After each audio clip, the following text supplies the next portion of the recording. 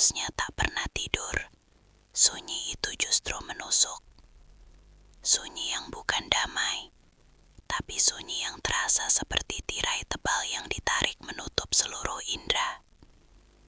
Kita tahu, dalam sunyi yang sempurna, hal-hal yang tidak seharusnya bergerak justru mulai mencari jalan. Saya telah mencoba untuk tidak memikirkannya, untuk menganggapnya sebagai sekadar mitos, bisikan kakek nenek di masa lalu. Tapi bau tanah basah dan melati yang samar-samar ini bukan aroma normal. Ini adalah undangan bagi sesuatu yang seharusnya terbaring diam di dalam bumi, tapi memilih untuk melayang bebas di udara dingin ini. Rasakan dinginnya, dingin yang bukan dari AC, melainkan dingin yang datang dari kekosongan, dari tempat di mana nyawa telah pergi, namun raga itu masih mencari pelabuhan. Dengarkan heningnya, ia sedang berbicara. Mereka bilang, keranda itu terbang hanya jika tugasnya belum selesai, jika arwah yang diangkutnya terlalu berat, atau jika ada janji yang terputus di tengah jalan. Masyarakat lokal di desa-desa tua dekat sini selalu menceritakan hal yang sama. Bunyi derit kayu yang kering, gesekan tali yang usang, bukan di tanah, tapi tinggi di atas dahan pohon tertinggi. Mereka menyebutnya pengantar malam. Mereka yang pernah melihatnya, bahkan hanya sekilas, melaporkan sensasi berat yang menindih dada, seolah-olah Anda ditarik ke bawah oleh gravitasi yang salah. Dan yang paling mengerikan adalah hembusan angin. Bukan angin biasa, tapi hembusan udara dingin yang membawa serta aroma kembang setaman yang sudah layu, dan nafas yang tertahan. Saat Anda merasakan hembusan itu, Anda tahu, keranda itu telah melewati tepat di atas kepala Anda. Dan kini, di tengah malam pekat ini, saya merasa seperti saya adalah orang yang sedang ditunggu. Ada suara tepat di atas saya. Bukan kelelawar, bukan pula burung hantu. Ini lebih lambat, lebih mekanis. Coba dengar baik-baik.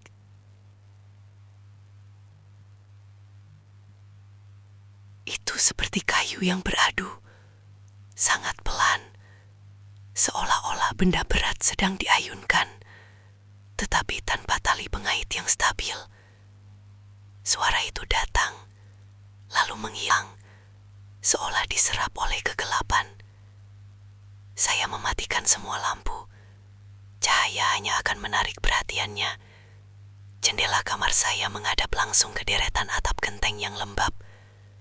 Saya menahan nafas, mencoba memilah antara halusinasi auditori dan kenyataan yang dingin. Suara itu kembali, kali ini lebih dekat, disertai desisan udara yang tersedut, seperti kain kafan yang bergerak melawan angin. Keranda itu bergerak, ia tidak berjalan, ia tidak meluncur, ia mengambang. Perlahan, ia sedang menyusuri jalur yang tak terlihat, jalur antara kehidupan dan kematian, tepat di atas rumah-rumah ini. Perasaan itu, rasa dingin yang menjalar dari tengkuk hingga ujung kaki. Saya merasa seperti ada sesuatu yang menekan lapisan atmosfer di sekitar saya. Otak saya berteriak, menyuruh saya untuk lari, bersembunyi di bawah selimut. Tapi mata saya terpaku pada jendela. Jantung saya berdetak seperti genderang usang yang dipukul terlalu keras. Jika saya bergerak, apakah ia akan tahu? Apakah ia akan merasakan fluktuasi kecil dari panas tubuh saya? Saya harus tetap diam. Setiap detik terasa seperti berjam-jam. Saya membayangkan bentuknya. Keranda kayu hitam. Mungkin dia si ukiran yang seharusnya sakral, tapi kini tampak mengerikan. Dan kain mori putih yang seharusnya menutupi isinya, kini melambai-lambai tak beraturan seperti sayap yang rusak. Bayangan itu lebih menakutkan pada melihat dia secara langsung, karena bayangan itu membiarkan pikiran Anda mengisi kekosongan. Dan kekosongan itu selalu diisi oleh teror yang paling pribadi. Saya melihatnya, hanya sekejap, di celah antara dua atap rumah yang sangat dekat. Itu bukan ilusi, bukan bayangan pohon yang tertipu oleh lampu mobil di kejauhan. Itu adalah massa yang pekat, bergerak horizontal, melintasi bidang pandang saya dengan kecepatan yang terlalu lambat untuk angin, tapi terlalu cepat untuk bisa diidentifikasi dengan jelas. Hitam di atas hitam, tetapi memiliki tekstur, memiliki bentuk yang terlalu familiar. Bayangkan siluet paling menakutkan yang pernah Anda lihat, dan kini bayangkan siluet itu membawa beban yang lebih berat dari dosa-dosa Anda. Ketika ia lewat, ada jeda dalam suara malam. Jangkrik berhenti. Anjing-anjing di kejauhan tiba-tiba diam. Alam pun menahan nafasnya. Dan ketika suara itu kembali, semuanya terasa lebih keras, lebih dingin.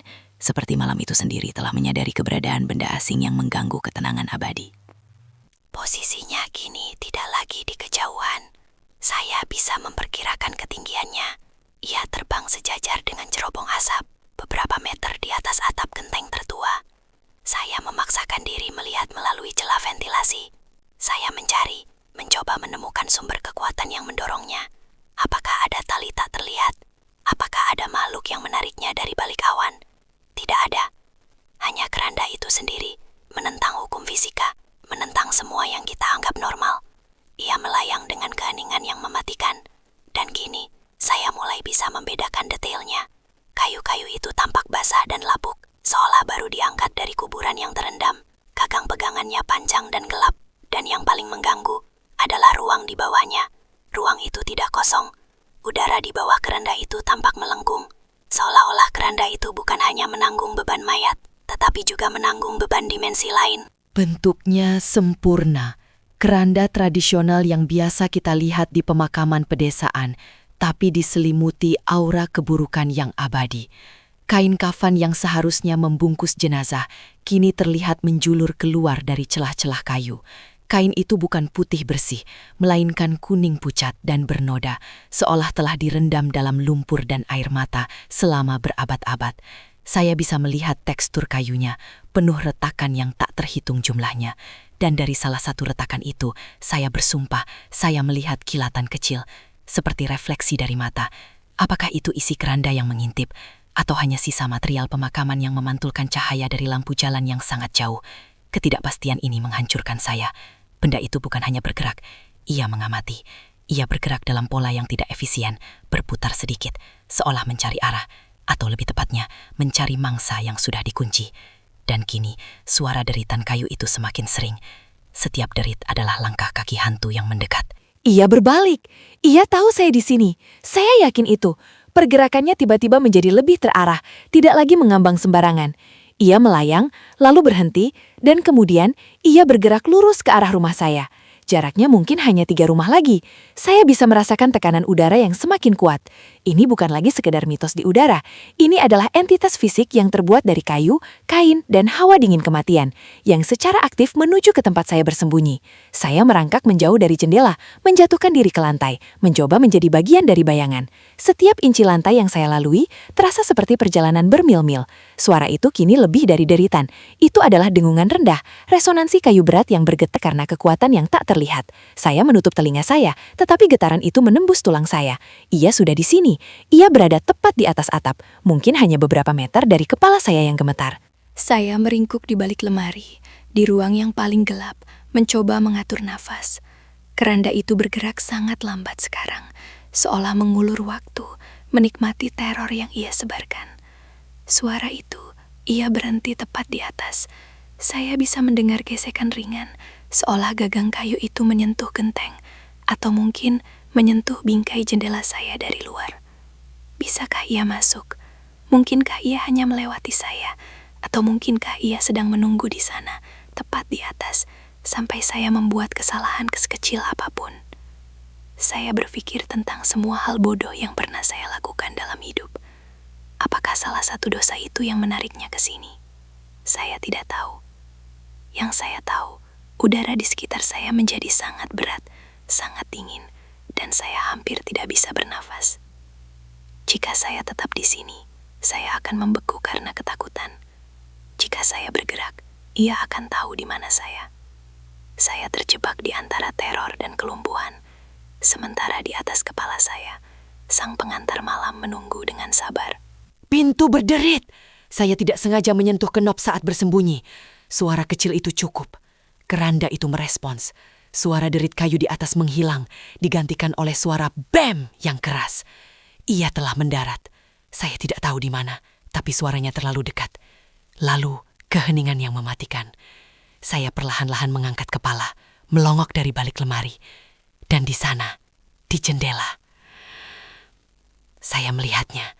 Keranda itu miring, sebagian besar mengisi seluruh bidang jendela, hanya beberapa sentimeter dari kaca. Kain kafan yang menjuntai itu kini terlihat jelas, basah dan kotor. Dan kemudian, perlahan, kain itu tersingkap sedikit, memperlihatkan kekosongan gelap di dalamnya.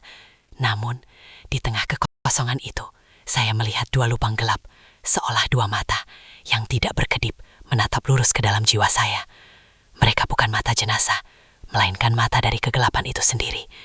Ia tidak membawa mayat, ia membawa kehampaan, dan ia sedang menawarkannya kepada saya. Entah bagaimana, saya berhasil memejamkan mata. Saya berdoa, atau mungkin hanya berteriak dalam hati. Ketika saya membukanya lagi, keranda itu sudah tidak ada. Jendela itu kosong. Sunyi kembali. Tetapi ini adalah sunyi yang berbeda. Bukan lagi sunyi yang mengundang teror, melainkan sunyi yang ditinggalkan oleh teror. Saya merangkak kembali ke jendela, gemetar, dan melihat keluar. Tidak ada apa-apa di jalan, tidak ada di atap. Keranda itu menghilang secepat ia datang, meninggalkan jejak dingin dan aroma melati yang kini terasa pahit. Apakah saya selamat?